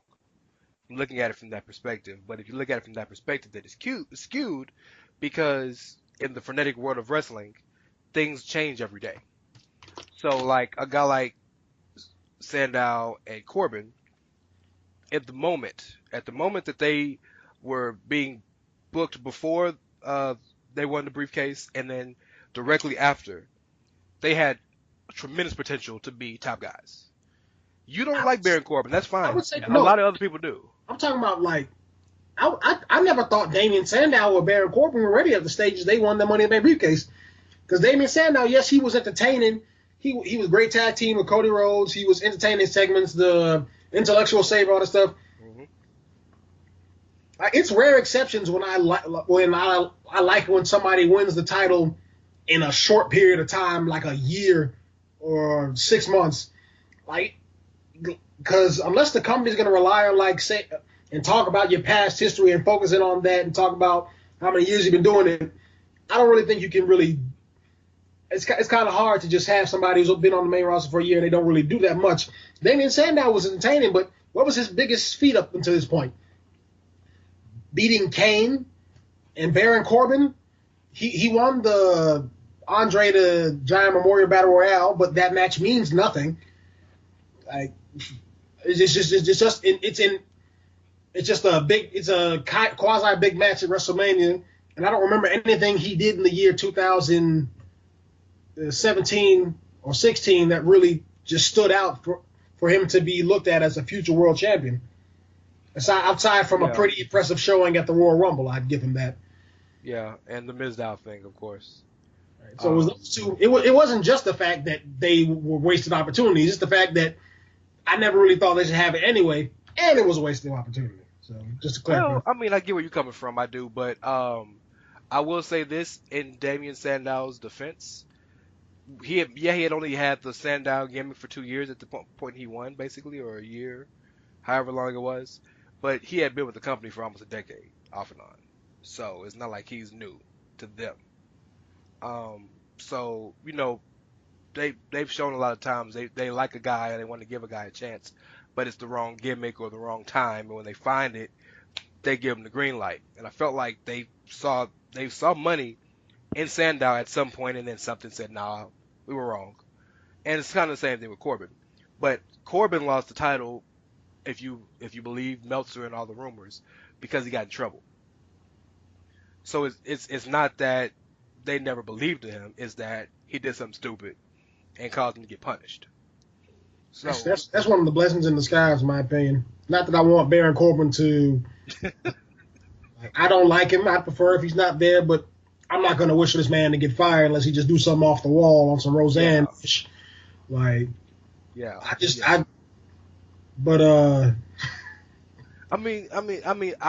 I like Corbin. I'm a believer in Corbin, but I realize a lot of people aren't. No, it wasn't just. He's had some decent matches. My thing was, I was gonna run as far away as I could from Jinder Mahal versus Baron Corbin. that was a big no from me. That was a fact. I feel you on that. I can see where you're coming from with that. I can. I would argue the answer to me has to be Mr. Kennedy, only because he couldn't even hold the briefcase. Man, so I mean, I get all those promos of he's beaten 6 world champions. Yeah, that's nice, I guess. I mean, I get the point, and he was at the time, because I remember watching SmackDown in 2006, 2007, and Mr. Kennedy was hot as hell. But a guy who was that injury prone and had that many issues that caused him not to be around. And he injured John Cena, and he almost injured Randy Orton, I think that he said. Okay. I forgot about that. Because John Cena was champion for 380 days. Lord knows when he was going to give up that title. And it was when he injured his pectoral muscle. That wasn't a match with Kennedy. Yes. And I think Randy Orton had an issue with him like earlier that year or something like that. When he Randy Orton's Kennedy, he was like, okay. And Randy Orton's always been rumored to have a big ego and attitude backstage and stuff. Mm-hmm. So. Yeah, Randy Orton is known for stuff like that. But it's really no fault of his, because you can't fault a guy for getting hurt. But based on the question, he didn't even get a chance. He won and didn't even get a chance to do nothing with the briefcase. So it's got to be Kennedy, in my opinion. And for whatever reason, this, that, and the other. And also, that was kind of the beginning. He had one last chance with the, if we're just talking about his career, he had one last chance where they were going to give him the McMahon son storyline, and then he got hurt again. And it was like, that's it. So, yeah. But it has to be him. Yeah. It has to be him or Swagger. And also Swagger, to what you said with everything earlier in that year. Not earlier in that year, but earlier in the show, you know, that he wasn't particularly hot before. He didn't particularly do anything with it when he got it. He might legitimately be the coldest person as far as heat or as far as momentum goes to win a world title off the Money to Make briefcase. I think that was truly done for nothing else other than shock value, because when he won it, everybody was like, "What?" I think the only other person who was colder or like didn't have less momentum was Carmella, but that was just because they didn't put her in anything. Um. Well, see, I disagree with you on that only because, yeah, she wasn't doing anything at the time, but Carmella was a person a lot of people expected to win because her gimmick was one that would use it appropriately. So yeah, she wasn't hot going into it, but nobody expected Swagger to win that match. Like Carmella was the person people were saying, yeah, actually, I think Carmella might win. Yeah, You know I think the only person from that match who people was like no was Tamina. Yeah, and everybody knows. You know, no She's offense to Tamina. she's still recovering from injury. She got hurt again. She got hurt again. Oh man. Yeah, she was hurt at the Royal Rumble. I think she did the match. She did the Royal Rumble hurt. God bless them. I think the last thing we're going to talk about for the history of Money in the Bank before we head into the show predictions is the greatest non-Money in the Bank ladder match. So any match that wasn't a Money in the Bank ladder match, what do you say has been the greatest of all the pay-per-views, everything from 2010 to 2017? Now, I already know what I'm going to pick, and it's the one everybody's expecting, so I'm just put that out there now. But what about you, Rance? What, Punk and Cena? Yep. Yeah, that's one of the greatest WWE matches ever. So that's definitely up there. Some underrated ones. I'll give you one. And I believe it was at Money in the Bank. Dean Ambrose versus Seth Rollins for the WWE Championship in a ladder match, in TLC match. Wasn't that? Yes, that was a 2015 show. That was a tremendous that was match. 2015. That was the same show with John Cena versus Kevin Owens too. Yes, that whole card was stacked. Yeah, I give you that one. Yeah, they really did some good work in that show. And then wasn't one of the Randy Orton versus Christian matches at a Money in the Bank ladder match, at a Money in the Bank pay-per-view, when they had their feud for the title? I think it was a good match, and then Christian won by disqualification, I think. Was that the year? Was that the one where he won because Orton spit in his face? Yeah. And won the title? Okay. Yeah, because that was like one of the last years where they went from Money in the Bank directly into a SummerSlam show. Because usually there's like because like after 2013 or something, there's like a bridging. Not 2013. After 2014, they started putting pay-per-views in between. That's the same year that Bryan and Alberto Del Rio won. That's the same year. Bryan won the SmackDown Money in the Bank. Alberto Del Rio won the Raw Money in the Bank, and both those matches were very enjoyable, by the way. And then Christian beat Orton in a really good match until disqualification, and Punk and Cena. So yeah, that was a really, really stacked card. I got an interesting thing. Let's see how many of these Money in the Bank shows stack up to the WrestleManias, because Money in the Bank 2011 was the best show of the year. It surpasses WrestleMania 27 by leaps and bounds, in my opinion. Yeah. The only saving grace 27 was Triple H, Undertaker, and I kind of like Cody Rhodes and Rey Mysterio and Randy Orton versus CM Punk. Yeah. Those are the only things worth rewatching. And the Miz hype video. That may be one of the best hype videos they've ever done. It's a shame. That was the funniest thing I've ever seen. They did all that for that man to come out with giant inflatable letters. You get the greatest hype package with the weakest entrance. At least he got pyro. You know? Yeah. It'd be interesting to see how many these other shows would stack up to WrestleMania, because we know the 2012 one doesn't, because WrestleMania 28 was is an underrated show in my opinion. Tremendous. 2013, I'd say it was a really good show. I could say that was probably better than WrestleMania 29. WrestleMania 29 had moments, but it wasn't what it needed to be, I think, in my opinion. I don't know if I agree with that, because Money in the Bank was great that year. It was not great. It was enjoyable that year. It was. But 29 had some, like, the Punk Undertaker match is amazing. It is, and it's literally the last amazing match he would ever have at WrestleMania, unfortunately. Yeah, yeah. I'm trying to. So yeah, yeah, yeah, yeah. You're right. You're right. Um. So I don't. I mean, I am. And then it has some. Like the Fandango Chris Jericho match was enjoyable. The the tag team match was enjoyable. Like it wasn't a trash show. It's just it wasn't built to what it could have been built. The Shield So match was a decent opener. I still say they should have just went with Ryback in the Team Hell No rematch, like because that was just so perfect. Might as well just do that again. yeah, but they wanted to give Ryback and Mark Henry a singles match on But the the card problem is they had Mark Henry win. by falling on him. Yes. That might be the dumb. Has there been a dumber way to lose a match Ever? like in recent history? Oh yeah, Dean Ambrose lost because he couldn't unscrew a TV.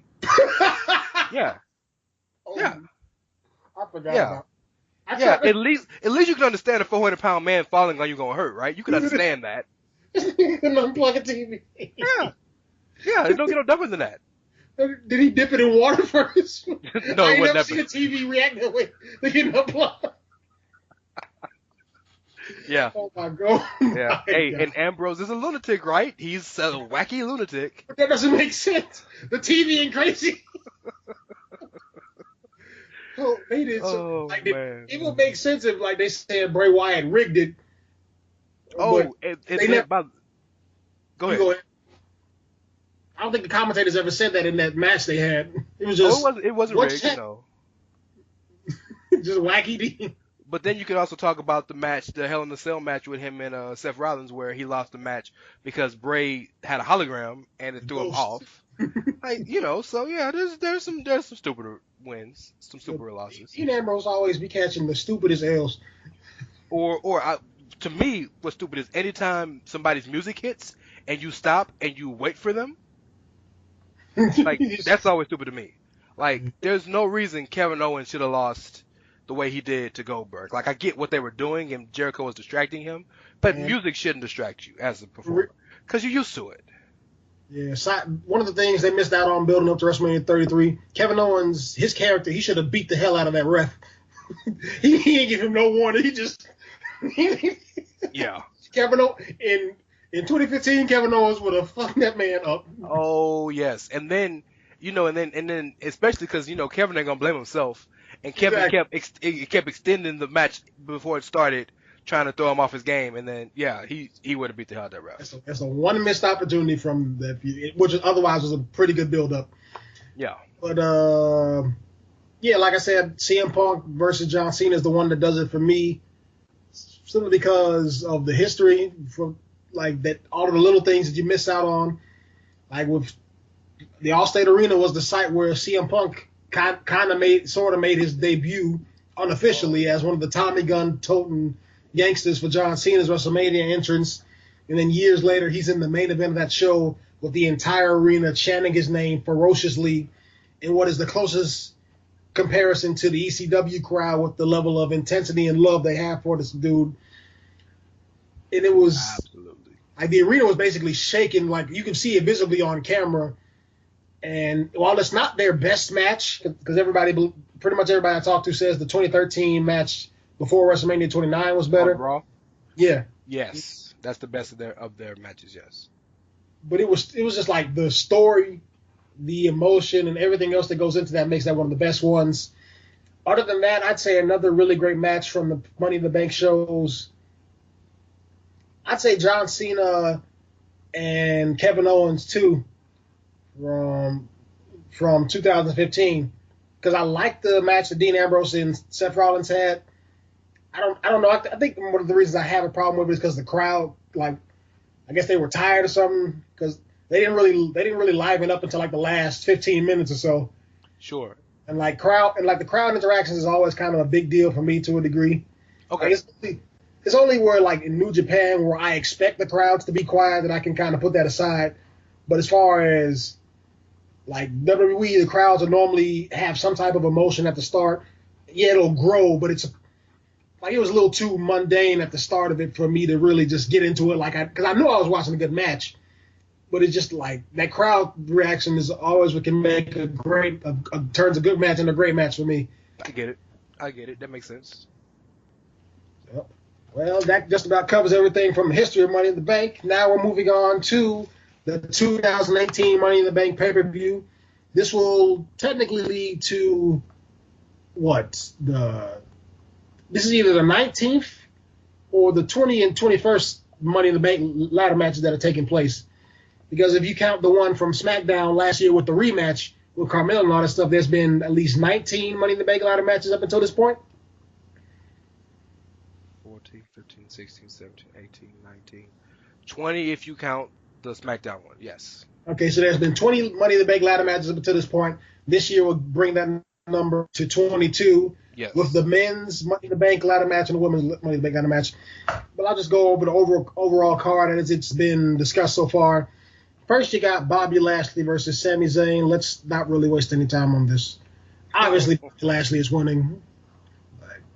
I can't recall the last match that Sami Zayn has won on pay-per-view. I hope it's not as far back. I hope it's not as far back as I think it is with the whole tag team. I think it was some tag team match at SummerSlam or it's Battleground in 2016. Wait, no, that's wrong. They won a match at the Clash of Champions, the tag team match. They won that with Daniel Bryan in the Fast Count. Don't ask me why I remember that. You just got it. I'm telling you, bro. You just got a mind for this stuff. I had no idea. Then you got Roman Reigns versus Jinder Mahal. This is one of those crazy matches that I'm not really interested in. A lot of people aren't, but you still can't really predict it because I can legitimately see. It's gonna be fire, bro. I'm telling you. It might be, but I just can't see. I can't pick a winner because they're going with Roman. Either Roman Reigns is currently going through the John Cena-esque storyline of a year of failure, or either that or they just held off on putting the title on him for some reason because I can't see a reason. I can legitimately see Jinder Mahal pinning this man in this match, especially with the interference from the Singh brothers and all that stuff going on. So, well, if you want to talk about the John Cena redemption year and all that stuff, that was last year. Because Roman lost most every pay-per-view match last year. He beat The Undertaker, he beat John Cena, and The Shield beat New Day. That's it. Everything else he lost. And he beat Braun, but then Braun beat him the rest of the year. And he lost every other match. He lost at Royal Rumble, he lost to Braun, he lost at SummerSlam, he lost every other match. We're kind of seeing a repeat of that right now, though, to a degree. Because he lost at the Royal Rumble. He won at Elimination Chamber. He lost at WrestleMania. He lost at the Greatest Royal Rumble. He won, but they said he lost at the Greatest Royal Rumble. He won it back. They're just going back and forth. So. I really don't want to make this a Roman Reigns conversation, so let's not. But Roman loses a lot more than he wins. It's so weird, though. It's like... What's weird about it? It's just like he loses, but it's not... It's hard to describe. It's like you can see. I guess I can say like you can see what they're trying to do. Like, okay, maybe if we give him this L, or we give this person this W, they'll back off him a little bit. Like you can kind of see that type of thing. That's y'all's perception, man. That man loses a lot. But then why is he promoted as the top guy? Is this an inside joke or something? Because he sells the most merch. People watch him the most. He by all metrics he is, but it's not one top guy. I mean, they kind of act like it is. No, they don't, because Seth Rollins gets pushed just as much, if not as strong as Roman Reigns has been since they broke up. Was that the article that you wrote from the Chair Shot or the Suplex? That one was on Social Suplex, yeah, because I started writing for the Chair Shot about a month ago. But that one was on Social Suplex, yeah, where I broke down the numbers, and you if you look at the numbers, and I absolutely realize that numbers don't lie, but they don't tell the whole story. So I get that, but you could be argued that if you look at 364 days of the year, not counting WrestleMania, Seth Rollins is pushed harder than Roman Reigns. Yeah, you can say that. So, but yeah, I mean. I don't know if we doing predictions or we just talking about the matches because I don't know where they're going with that either. That's I a have no point. idea. Right. And there's not really a lot of regular matches on the card. A lot of them have title matches or the Money in the Bank ladder matches.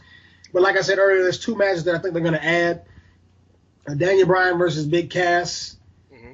And this sounds like a perfect opportunity for that good old 50-50 booking.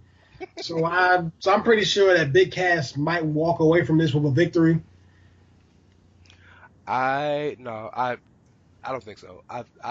Brian doesn't lose unless it's necessary, Huh. and it the big Cass feud just seems to elevate him by association, Proximity. by proximity. Yeah, yeah. So I just don't see it. Okay, and then another match that I'm going to add is Seth Rollins versus Elias. This will probably be one of Elias's best matches. I Sure. heard an argument from, I think I was listening to the Wrestling Observer, where it's like, Elias is really popular right now. If there was a time to do it, this probably might be it. Because I don't think To win the anybody's title. Yeah, and especially if they want to move Seth Rollins on to something else, Yeah. you have a perfect opportunity. You can do a number 1 contenders. I'm sure there's another pay-per-view in June or July. Extreme Rules is after this. Yeah. Right, Extreme Rules in July. They could probably do a callback to last year with a Fatal 5-Way or Fatal 4, some type of number 1 contenders match setting up for SummerSlam.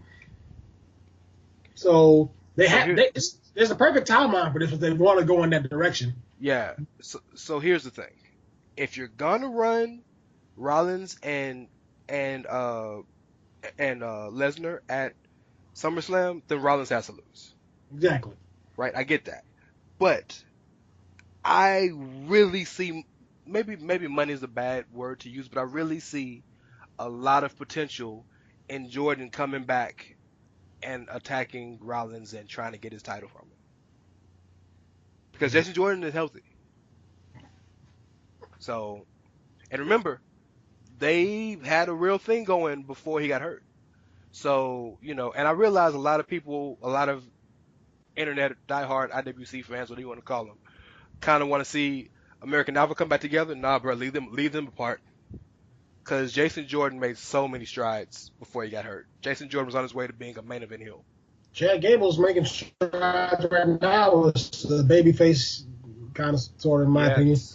And He's I'm of the opinion that Raw is kind of hard to watch right now. And there's guys like him and Seth Rollins who are really kind of holding it together, and Braun Strowman and Kevin Owens were kind of keeping it to something that I can not get as irritated with. That's the best way I can put it. Well, Chad Gable out here working his ass off, and his little catchphrase is scratch and claw, and it works perfect for kind of the role he's playing right now. And I'm pretty sure him and Jordan will have some type of confrontation to feud because he's been hanging around Angle a little too much to make me not think that there'll be something there. But I really want to see Jordan go after. Everybody wants to go after Seth because people want Ambrose to go after Seth. I want Jordan to go after Seth. Elias going after Seth. Lesnar might have to go out. Yeah, good lord. Yeah, he's really hot. He's a hot commodity right now. So yeah. If they book that match, the Jordan match or the Lesnar match, with money. See, here's the reason I think they might put Jordan back with Chad Gable is because the tag team on Raw is dead. I don't agree with that.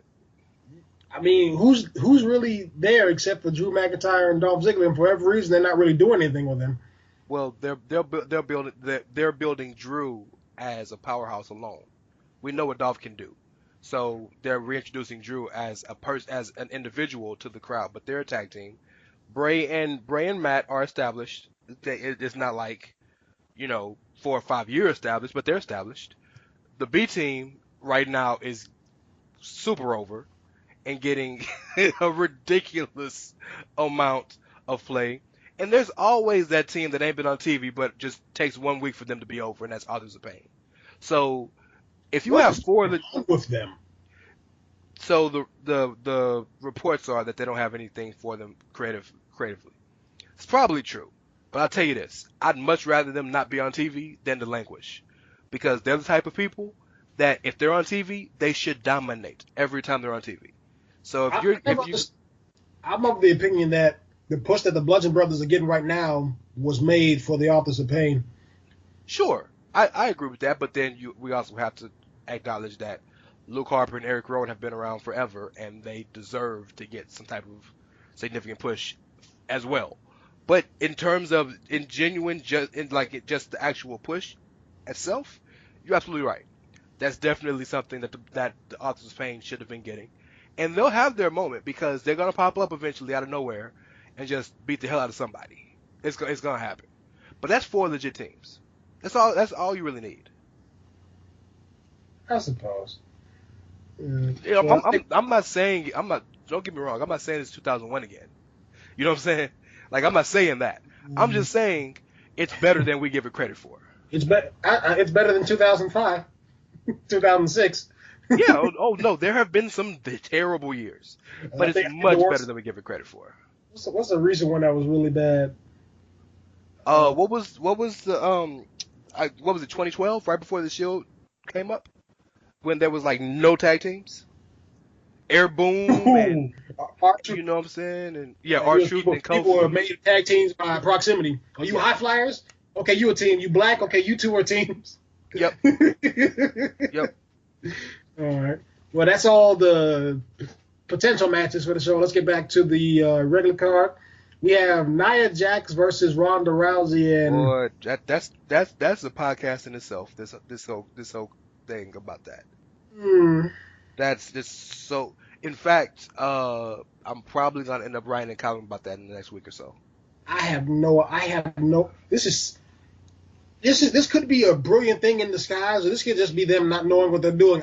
I can't. It's that confusing that I don't know which, because I guess I don't know if it's because Ronda isn't as strong of a promo that they haven't had her be the one to address it, but everybody on the internet is basically pointing it out that Nia Jax does this bullying is so bad. This is for every woman, man, and child, every puppy that got kicked in the butt, every baby who fell down out of the crib, like all this We Are the World stuff. Fell out of the crib. And then then this past week on Raw, it's like, this is what I'm going to do to you at Money in the Bank, and beating the crap out of a rookie, bullying them. She was kind of trying to bully Ronda at the red carpet event. Like, I'm challenging you. Like, look, I don't really want to do this. Well, I'm challenging you. So what you gonna do?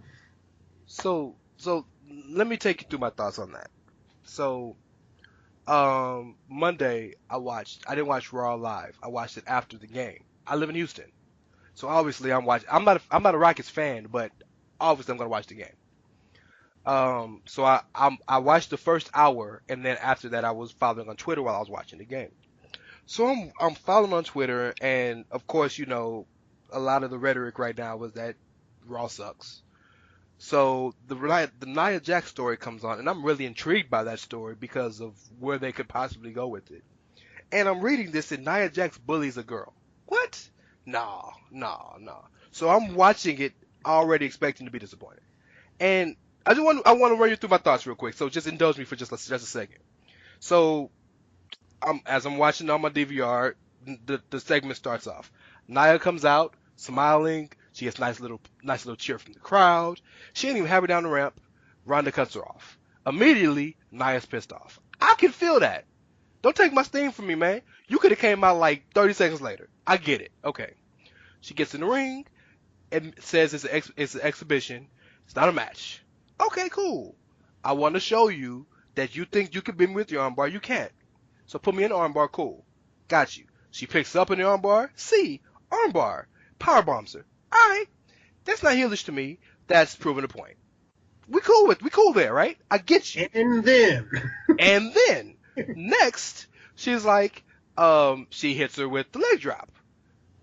Okay, that's a bit much, but you're proving a point. And she even said, I could crush her chest, but I'm not gonna do that. Okay, and then she hits with rolling senton. I'm like, okay, Nia, chill, Nia. Then she's like, okay, Ronda, you gotta come get her. The ref tries to help her. She's like, no, get away. Ronda gotta help her. Oh, so y'all really just turned this girl heel. Okay. She walks down the ramp, walks up the steps, and Ronda tells the crowd not Ronda, Nia tells the crowd to shut up. And I'm like, oh my God, they really did this. Why did they do that? Oh my God, they did it. So I'll say this. I'm not against Nia as a heel. I'm not. Because sometimes Shawn Michaels showed you in the Hulk Hogan feud, sometimes you got to turn heel for the good of the feud. I get that. Right. I'm okay with that. But see, the problem is Shawn Michaels wasn't doing PSAs about helping out the elderly and respecting your neighbor and all that stuff just to kick a man he was just working with in the face. So yes, you're right. Shawn was talking Christian talk and stuff before. But yes, I get you. At the moment he wasn't. You're absolutely right. So this whole Ronda thing is weird because very clearly they want to make things easy for her and let her transition be easy and give her all the opportunities to succeed. Totally understand that. You also have a card with another women's title match and 8 women involved in the ladder match. So you have the opportunity to do something special with Ronda. I totally understand that. I get all of that. I'm not against the pairing at all. I'm not, again, like I said, I'm not even against them trying to make Nia more of an antagonist in the situation. And I get, from a storyline standpoint, Nia's point.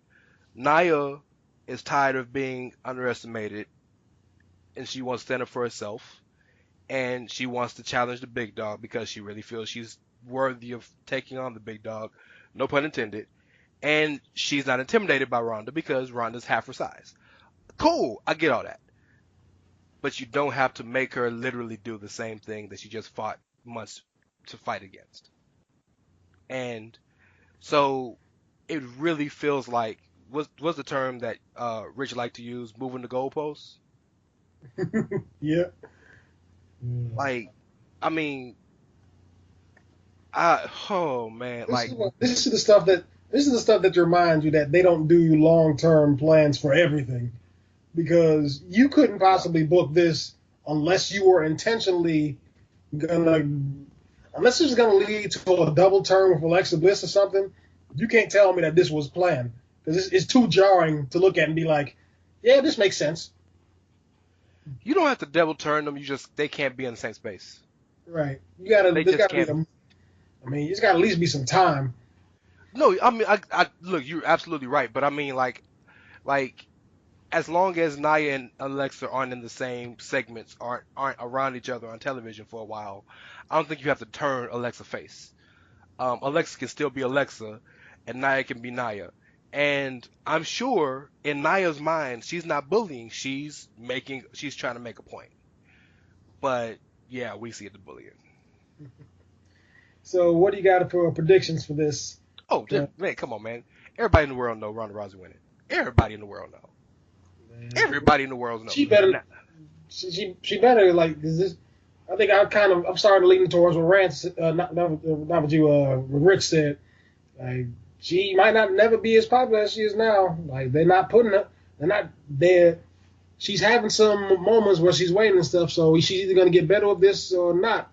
So you might as well pull the trigger now and build the match that you're trying to build towards. I will say this though. I think whoever wins the Money in the Bank ladder match, I think is going to be Rouse. So I think it's either going to be Natty or Alexa. Probably Natty. Is going to cash on her that night, and beat her that night, and build to a major match at SummerSlam. Alexa was just so unnecessary. No, I don't think it's going to be Alexa. She's literally been in the title picture since 2016. Since she debuted, yeah. But the only reason I acknowledge her as an opportunity is because they really might try to run with this Natalya face thing. I don't think they are, but they really might. I think Natty is, like everybody does, I think she's playing I'm friendly just because I'm trying to cozy up around her. And remember when she won her Fatal 4-Way match to get into the Money in the Bank to be qualified. You remember the promo she cut afterwards, where she was like, well, you know what? I'm going to win the Money in the Bank match. And you know why? Because I'm friends with Ronda Rousey. What they got to do with anything? So it's foreshadowing. Yeah, so we pretty much agree on the winner. Yeah. It'll be I'd love to see what type of reaction they get if they somehow decide to have. If Robert loses, it's got to be for a reason. Absolutely. Natalia got to come and smack upside the head with the briefcase. It's got to be deliberate, leading to something. Because anything else is blasphemy. Then we got Carmella versus Asuka. This is another match where I can't really see. This is more so from a lack of any type of build that I can't really see who's going to win this. I'll just go off rip and say because she's only had it for a month, that they might just be building to her walking into the SummerSlam with the title. So I'm going to say Carmella. You listened to the story of Adidon, right? The Pusha T disc, right? The part in there where he said, "I got three hearses ready for you for the funerals." Carmella's funeral is already ready. It's already prepared. Asuka's gonna murder her in Chicago. It's gonna be bad. I really believe that, because I believe that they're looking at a double female main event. I have not read anything. This is my assumption. They're looking at a double main event of Asuka Charlotte running back, Asuka as champ this time, and Ronda versus Natty, both championship matches. So yeah, I see Asuka winning. That would actually work pretty well. Yeah. Plus, you can't. Look, I'm on team wins and losses don't matter. I believe that, but you can't let Asuka go 2.5 years undefeated and lose to Charlotte, which was fine to me. The tag match didn't matter because she didn't get pinned. I remember we was talking about this when we did our WrestleMania 34 review. I was like, it's fine in the moment, but it all depends on what they do next. And then Carmella was. So if she loses to Carmella, dog, oh my God. The internet is going to destroy this company. Somebody going to... These wrestling fans going to start buying stock, and that's how they going to start messing with the company. All right. Go ahead. Hey, why you joking? I don't know why they hadn't done that yet. There's gonna be a room full of people just looking at WWE like, so next one we're deciding to. Oh my God! Mm-hmm. Can you imagine? Can you imagine the state? Can you imagine the stockholders meeting with all IWC guys? Jesus Christ! The first thing out of Vince McMahon's mouth. Okay, what, ladies and gentlemen? No, you leave. Go revive the XFL. Oh man, that's funny. Oh man, that's funny. But yeah, then we have AJ last championship match: AJ Styles versus Shinsuke Nakamura, the last man standing. Now, I don't think they're giving Shinsuke the title. Because I've heard a rumor that he might just be on his way out. Because we have no idea how long his deal was for. Like he's been, I think Rich said that it wasn't really it wasn't a rumor. I don't think he heard from anyone. It was just like a theory, more so. Because he signed in 2016. He's been here for at least 3 years now. So maybe he just showed up here. He might not be feeling what's going on in the main roster or whatever. So that's a possibility. I don't think it's that likely. But I definitely don't think they're going to give him the title anytime soon. And AJ Styles versus, I guess, Daniel Bryan, or Samoa Joe in this case, seems like a bigger match to build towards for SummerSlam. So I'm going to say AJ Styles wins this. I disagree with everything you just said. I think the entire point, I told you this earlier, and we might have been recording, we might not have been. But I feel like the entire plan I realize that the assumption is that WWE doesn't long-term book, and a lot of the times they don't. Probably most of the time they don't. But I do feel like at least the tentative goal for AJ Styles versus Shinsuke was to start at Mania, turn Shinsuke, build it into Money in the Bank, and finish it at Money in the Bank with some type of big-time match in front of the Chicago crowd. And if you don't believe me, I'm on 1 million podcasts. Go back and listen. I've said it numerous times. So Shinsuke has to win in my opinion for two reasons. Number one, if he loses, what the hell did you turn him for? Number one. Number two, if he loses, then what was the purpose of their entire feud? And that's just me. But everything says, and I realize that AJ's back is against the wall and this, that, and the other, and I get it. And a lot of the time situations like You this. know how this company loves to have baby faces overcome the odds. Yes, yeah. Then that's the WWE. I get that. But AJ's had the title for a very long time. By WWE standards, at least, he's had it since November. So I do feel like it's time for a change, for something new, and you have a built-in babyface ready to challenge in Daniel Bryan, Shinsuke. Now, I can understand you might want to run Shinsuke versus AJ, not Shinsuke, AJ versus Bryan, possibly. I can get that, but you ran it already the night after WrestleMania. So it's not the interest is always there to see them wrestle, but the interest to see them lock up isn't that strong anymore. Like with Roman Reigns and Samoa Joe. Yeah. They had already had like 16 matches, and 5 of them were from earlier in January. Right. So, yeah, they're going to have a good match, but the interest to see them lock up isn't the same. But Shinsuke and Daniel Bryan have never wrestled. Ever. Not outside WWE, not in WWE. So, there's interest there, especially with maniacal Joker Shinsuke and whatever he's pulling. And then you could possibly to maybe Bryan beating him at SummerSlam and Miz cashing in on him. Oh. And then you got your feud for the winter and the fall. So, but that's all fantasy booking. I feel like Shinsuke is going to win simply because of the way the feud is gone. But I got Shinsuke.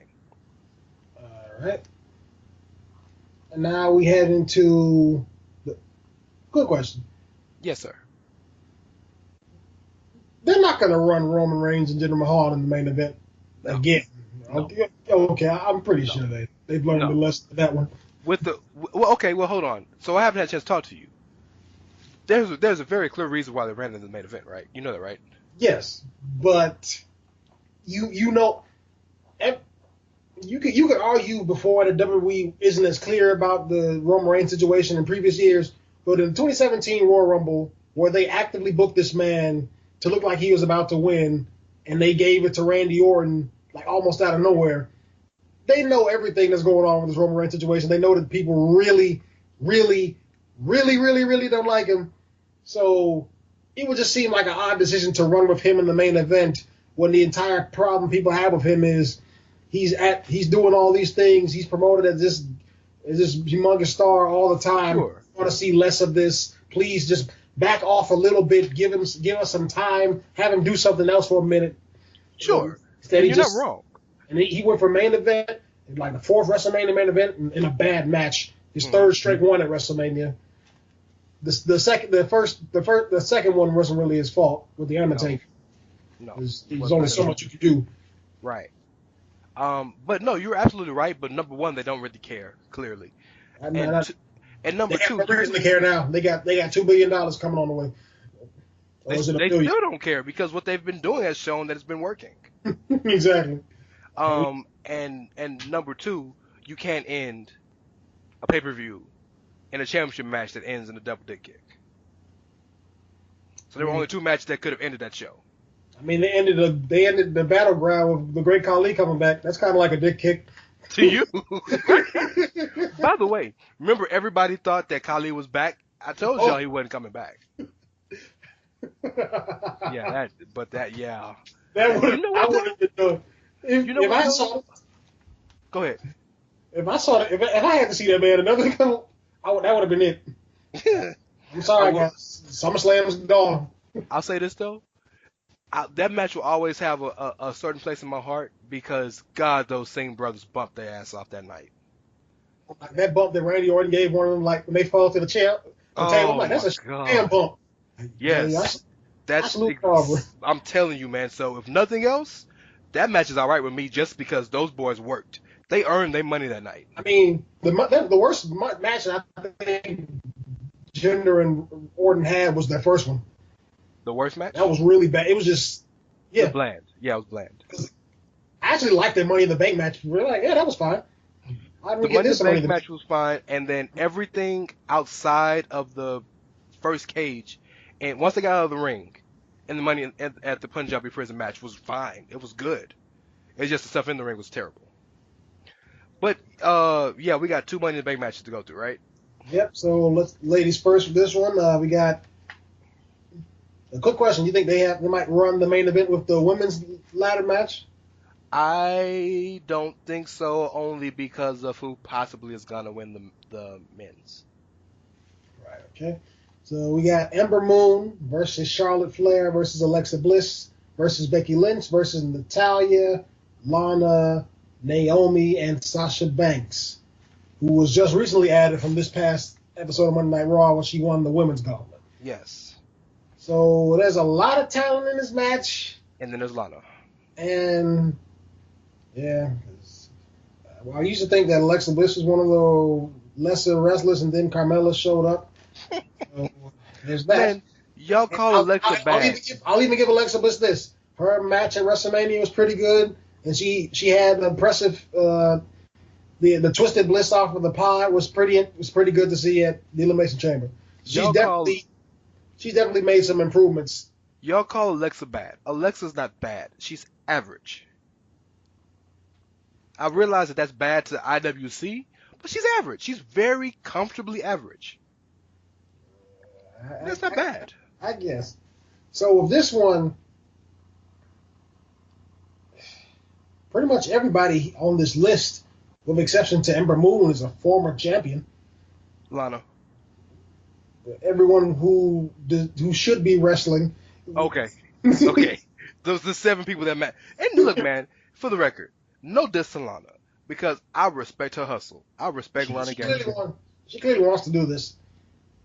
She cares too much to not end up being good at this, and I appreciate the tease of possible Mr. and Mrs. Rusev being co-Money in the Bank winners. That would be nice if she was just better, but she's not. And I feel the same way about this as I kind of, I'm not even going to bring that up, but it's like you're underrated valet and a manager. Like, you were one of the few that we had in the past few years. Like, you were excellent in that role. And while you have decided to wrestle, it's like, I feel like you were better used as a manager. So seeing you wrestle is kind of jarring to me. But with this match, there's nobody who needs this realistically, except for Lana and Ember Moon, who haven't had experiences in these matches. I would say the people who need this the most from like any type of storyline would be Ember Moon, because she's new. Becky Lynch, because she's only had one title reign. It's been years at this point. And Lana and Naomi, I guess. I would even put Sasha Banks in there, but she won the title last year, so it doesn't really count. If you go by need, nobody needs this match more than Becky, because Becky is fighting obscurity, right? From a storyline perspective.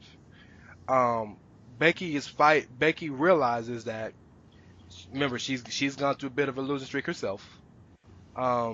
Every big match she's in, she tends to lose. And not only lose, but lose in the most heartbreaking way possible. She's always fingertips away. Kind of Dean Ambrose, like you explained, that year where everything was so close. She is the Dean Ambrose of the women's division. Yes. In the best way possible. Sure. And she needs it more than anybody. She ain't gonna win. she should win. I would say she'd probably be the best winner. She ain't gonna win though. But yeah, I would say that she needs it the most. Excuse me. Okay. Yeah, pretty much, because everybody else, like Ember Moon, they gotta give her a lot more time. She just got here. This is just more of a showcase, I think. Sure. Charlotte Flair, I mean, everybody knows you're all but guaranteed a main event, or at the very least a high-profile match at WrestleMania 35. So you just got to stack up wins in general for the most part. Put people over when you need to, but stack up some big wins and all that stuff, and you good. Alexa Bliss, she's just been in the title picture for 2-3 years straight. She needs to take a break. Fans, I think. Natalia, she had a short run at last year when she beat Naomi for the title. Lana has had no experience with the title, but she is not ready. Naomi, I would argue that she kind of needs the title to a degree. It would be interesting to see her go from winning the women's battle royale and winning the Money in the Bank, because that would be the first time that one of these battle royales at WrestleMania actually leads to bigger and better opportunities on the main card. The only person I think who was ever really sustained anything specific, it would have to be, I guess, Cesaro? Baron Corbin. Well, he got had a good year. He had a good year, but he never won anything until the tag team bout. Baron Corbin won. But no, I guess you got to go with Cesaro because he won his within a year. Baron Corbin took 2 years to win the United States Championship. But yeah, and Sasha Banks, who she's 3 steps away from being Bayley. No. At the very least, she's in Becky Lynch territory now. No. She's getting close. You got to admit that. No. I don't, because Sasha still wins the majority of her matches. I mean, but she's beating the same people every week. There's only so many people on the card. Sasha is simply just Sasha's Finn Balor. And what I mean by that is everybody who watches Raw, everybody at home knows that Finn is one of the top stars on Raw, but he continues to get caught in this logjam of bigger stars and stars who need to be pushed more currently than him. Right? So you got Lesnar in front of him, and when Cena comes back, he's in front of him, and Roman's in front of him. And then when Joe was there for a cup of coffee, he was in front of him, and then Rollins is in front of him, and Miz was in front of him, and Braun Strowman's in front of him. And we know Finn is still a top guy, or one of the top guys, one of the top stars on Raw. He's just caught in a logjam. That's Sasha Banks right now. Before I get to the winner of this match, I just want to talk about some stuff I'm looking forward to. Okay. Charlotte and Sasha Banks, they had a fantastic feud overall on Monday Night Raw a few years back. So an interaction between those two would be nice to see. I know they're going to be trying to outdo each other, who can do the craziest dive. All I'm going to say is, Sasha, for the love of God, don't do the suicide dive outside the ring. Do something else. She's going to do it. Please. She's going to do it. Oh, she's going to do it. There's ladders. That's not going to... Okay. Okay. I guess Alexa and Becky, would that be interesting face-off too? Especially since Becky was Alexa's stepping point. She was a stepping stone to her getting all these championship wins. As far as the winner goes, it has to be Natalya at this point. Yeah, because she got you could go with the storyline, like she got a taste of a championship for the first time in years last year. She's ready to get that again. It would either be that or Becky Lynch, but as we all know, that's not happening. So Natalya. Yeah, only person I can see winning is Becky.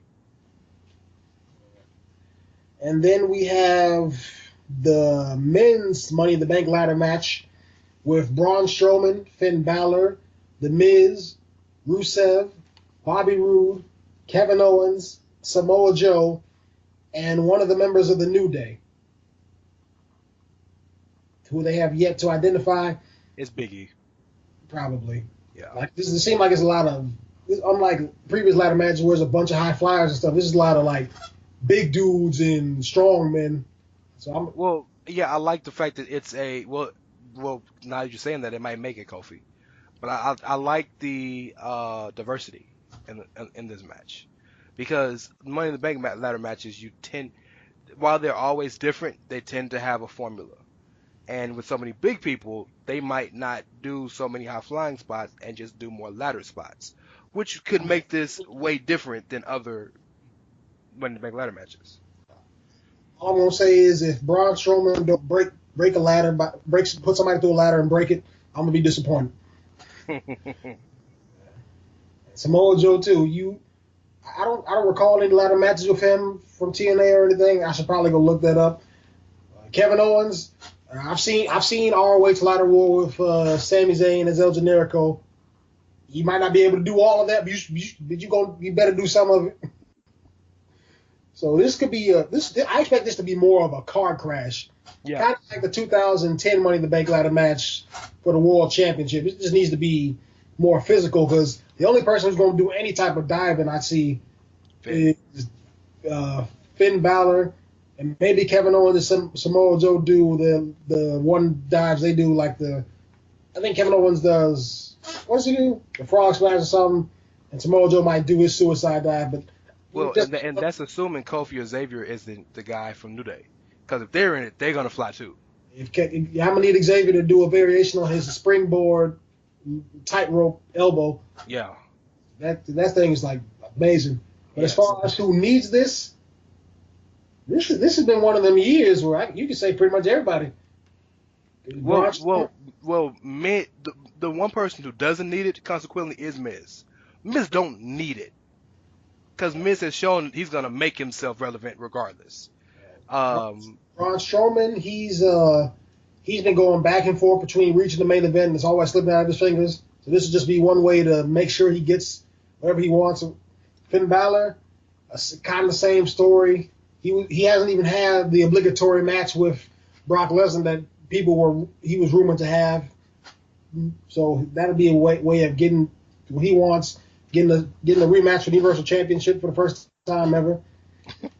The Rusev, he talk about a guy who wants to graduate from the mid card. He would need something like this. Bobby Roode, pass. Exactly. Kevin Owens, you were Universal Champion 2 years ago. Maybe if they want to go up the storyline of he needs to get back in the title picture, I suppose. But he's kind of fine in the mid card right now with Sami Zayn, and him and Sami as a tag team for a little bit longer until they finally turn on each other. I think that's more of the direction they want to go with that. Big E. This will probably be, or whoever's in this will be another showing out party, especially so if it's Big E. And then there's Samoa Joe. And I honestly think that Samoa Joe and Braun Strowman are once again the two men who are more likely to win this match. And neither one is a bad choice by any means. But if I had to lean towards one person, they've kept Braun, they have, I want to think they've been doing all this stuff with Braun Strowman for a reason. But all of this, taking him and keeping him balanced at this level, this has to be for a reason.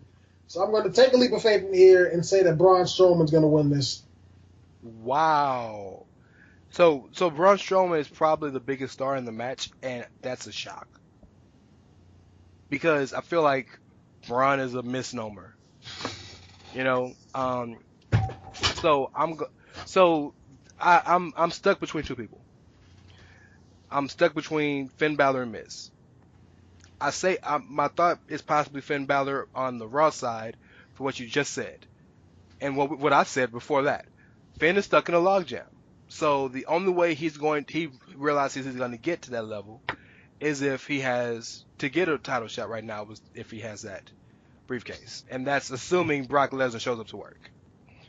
But it's Miz. I think it's Miz because number one, it's some real WWE shit for the one person who doesn't need it to get it. That's WWE all day long.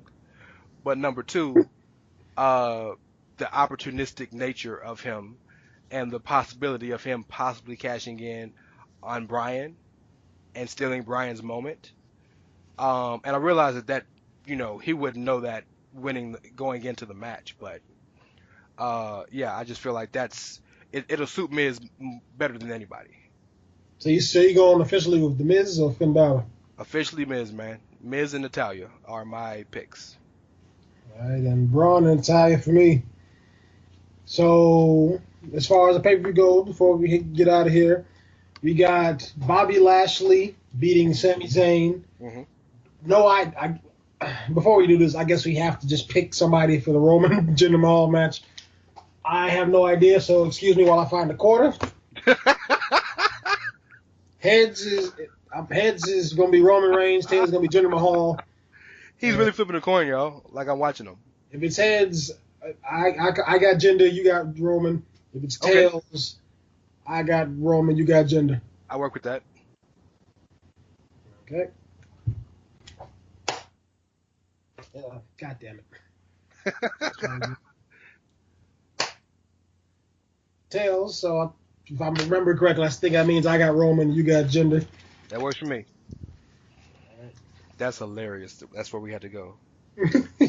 I have no idea what's going on. And that's kind of a good thing. Yes, no, actually, it is a good thing. Yes, it's good to go into a match not having any idea. It's refreshing for once. It really is. But couldn't it be with somebody I like a little bit more than the Jinder? So officially, we got Bobby Lashley unanimously beating Sami Zayn. Yes. I got Roman on the match. You got Jinder for their match. Both of us agreed that Natalya is going to win the Women's Money in the Bank. Ronda Rousey is heading out with that title. Mm-hmm. I'm saying Carmella's going to retain. Saying Asuka's going to win. Yes. I'm saying AJ Styles is going to retain. Saying Shinsuke's going to win. I have Braun Strowman for the men's Money in the Bank. And you got The Miz. And for the two matches that they're more than likely going to add, especially since it's going to be a 4-hour show. Yeah. I got Daniel Bryan.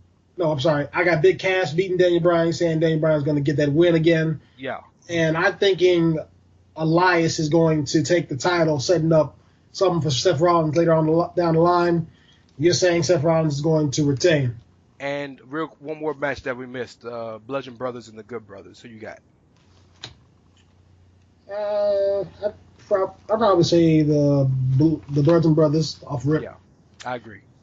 So it wasn't much talk about that match because there's no build yet. I mean, if AJ was still with them and he interfered or something, maybe something could happen. But just off the strength of Carl Anderson and Luke Gallows by themselves right now, nah. Yeah, not yet. But they might have a rematch at Extreme Rules where you could actually build to something interesting with them. But yeah, not yet. And then there will be one more match made this Monday when whoever wins the Raw Battle Royal for the tag teams will fight Bray Wyatt and Matt Hardy. But that's not really relevant yet because it hasn't happened yet. Plus Bray and Matt are probably going to win anyway. But yeah, that's the card, man. All so right. Probably 11 matches on the card. That's a hell of a card. Overall, my thoughts on the show, if all things go well, this should be a good show. I'm not expecting it to be great, but at the very least, it should be really good. If things go bad, then we could be looking at the biggest fuck up since Backlash, and I'm hoping it's nowhere near that. Because it'll take at least 3 matches on this show to make it that bad. And one of them is the Ronda and Nia Jax match. Roman Jinder. Yep. And AJ Shinsuke. Yep. Yeah. That's all they got. Yeah. And I'd argue those might be the 3 best matches on the card. I hope so, because Roman can have great matches with people at random. He got a great match out of Braun Strowman, and you haven't really seen him have great matches with anybody else aside from Finn Balor, I believe. By the way, for the record, I know you don't like the guy, and I respect it. I get why. But can you even acknowledge that Jinder has been better since he's been on Raw in the ring? Aside from his blunder at Backlash, was that greatest Backlash or the Greatest Royal Rumble? That we don't speak of that match. We don't speak of that. That is horrible. That bump to air. But yes, the win. Yeah, man. But no, yeah. But he's part, yeah. I especially like that. One of that match was kind of bewildering to me because he had a great match with Jeff Hardy. Yeah. On the Superstar Shakeup episode, I'm like, that was pretty good. I'm thinking the rematch is going to be good. And then Whisper in the Wind for real. Hit him with the airbending maneuver. Yeah, that's pretty much the card. And that's the whole show. Thank you all for listening. You can follow me on Twitter at SGC Speaks, Instagram SGC Central. Catch me on Sportskeeda. I just did an article on Monday Night Raw. They hit their lowest rating since 2016, and I'm not going to give too much away from that, but just know that this week's episode of Raw had to compete against the NBA Conference Finals. The episode from 2 years ago had to compete against Monday Night Football and the first presidential presidential debate between Hillary Clinton and current President Trump. So that's a lot. That's a bit of a difference, yeah. Yeah, that says a lot about what people are thinking about the show. And let's keep in mind it is also Memorial Day, but at the same time, yes, it's Memorial Day.